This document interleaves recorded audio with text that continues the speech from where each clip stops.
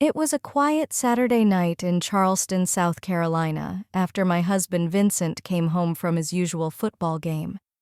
The air was thick with the scent of beer and sweat, and he wasn't alone. Two strangers, Marcus and Leo, trailed him into our living room, their laughter sharp cutting through the stillness. Vincent was a quiet man, steady, never one for extravagance. Our marriage was a well-worn groove, intimate, safe, or so I thought. After years, no cracks showed, no secrets whispered. Our life was simple, predictable work by day, harmony by night. But that night, something shifted like a storm brewing under a clear sky, and what happened changed how I saw him, myself, everything. Vincent was lit up, vibrant in a way I hadn't seen in years, introducing Marcus and Leo like old pals. Their names were new, foreign to me, and I racked my brain. Had he ever mentioned them? No, never. They seemed decent, friendly even, but something in the air pricked my skin, a hum I couldn't place.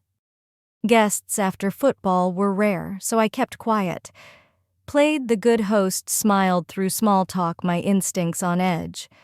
I excused myself to the kitchen, needing space, but a pull kept me close, like I knew the night was about to turn.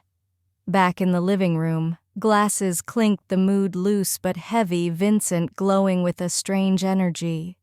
I sat beside him on the couch, his warmth familiar yet distant as they joked about the game.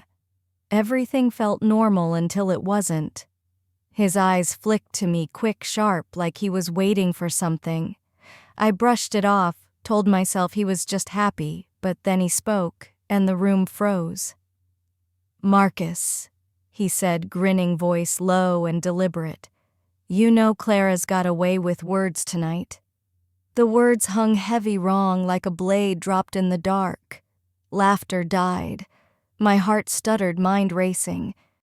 What did he just say? Was he joking? Why say that? I searched his face for a tell, a laugh, anything to prove it was a gag, but he was calm too. Calm eyes locked on mine, waiting. I glanced at Marcus and Leo, hoping for clarity, but they were as lost as me. Marcus froze, glass halfway to his lips, confusion etched on his face. Leo stared at the floor, unmoving, like he knew something I didn't. The air thickened, tension coiling tight. Was I angry, scared? I couldn't tell, but my pulse pounded, thoughts spiraling. Why say that? What did it mean? Was this a game? Vincent spoke again, voice steady, slicing deeper. "I mean it," he said. "No joke, no hesitation, just raw intent." My stomach twisted, a cold knot forming. Silence swallowed the room, unbearable, deafening. No one moved. Marcus gripped his glass tighter. Leo's eyes stayed down. I sat trapped, trying to piece it together, the night no longer ordinary. Why was I playing along? I'd always been reserved, careful.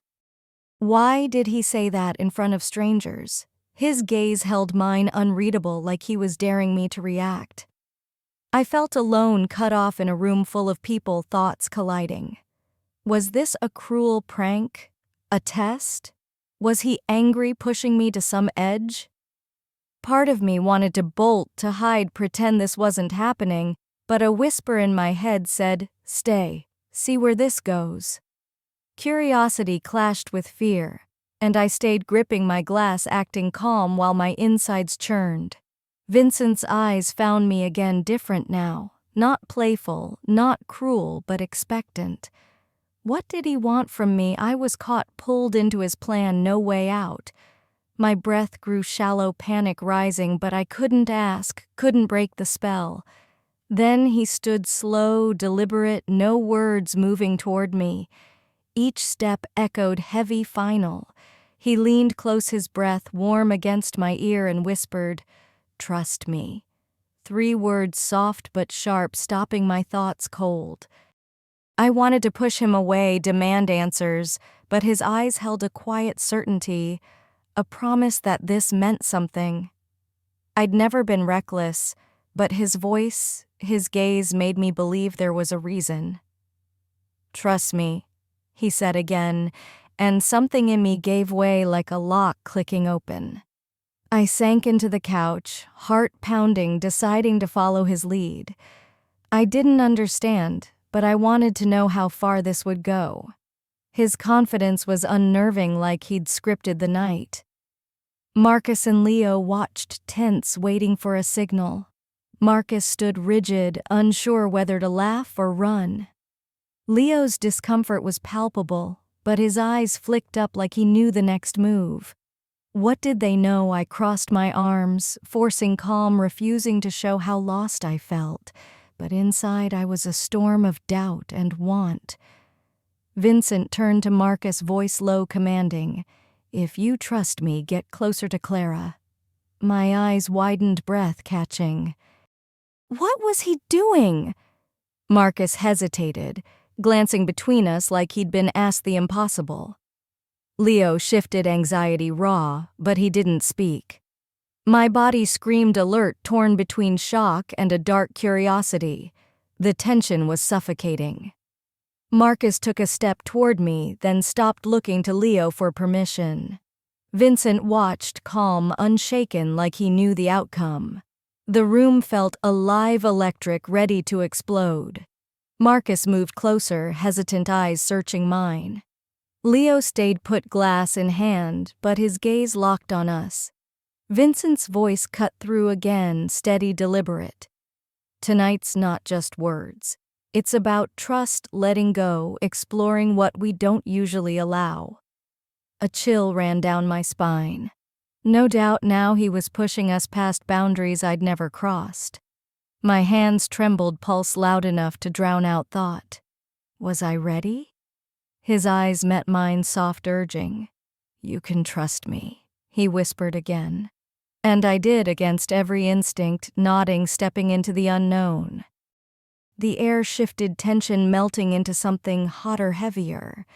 Vincent's hand rested on my shoulder, guiding, sure, as Marcus and Leo inched closer, like they'd been invited into a secret. At first it was awkward, stilted, wrong, but Vincent led, setting the rhythm, dissolving doubt. Marcus's hand found my waist, tentative, then firm, while Leo hovered, eyes burning with want and fear. Vincent watched, proud, like he'd unlocked something sacred. Boundaries blurred, shame faded, replaced by raw desire, connection, trust. It was unlike anything I'd known, a pulse of life I hadn't felt in years. I was vulnerable, free, alive. When it ended, the room stilled, heavy with what we'd done. Marcus and Leo sank onto the couch, exchanging looks that said more than words could. Vincent took my hand, checking, making sure I was okay. "You good?" he asked, voice soft, searching. I nodded, smiling, steady. "Yeah." He brushed hair from my face, his touch gentle, final.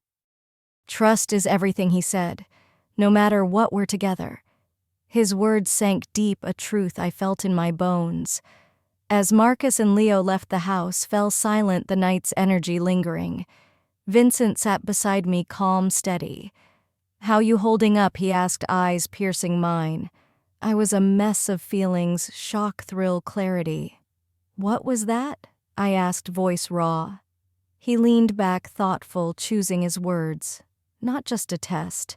I wanted us to feel what trust really means, to break through fear." His voice was careful, deliberate. Words wouldn't have done it. We had to live it.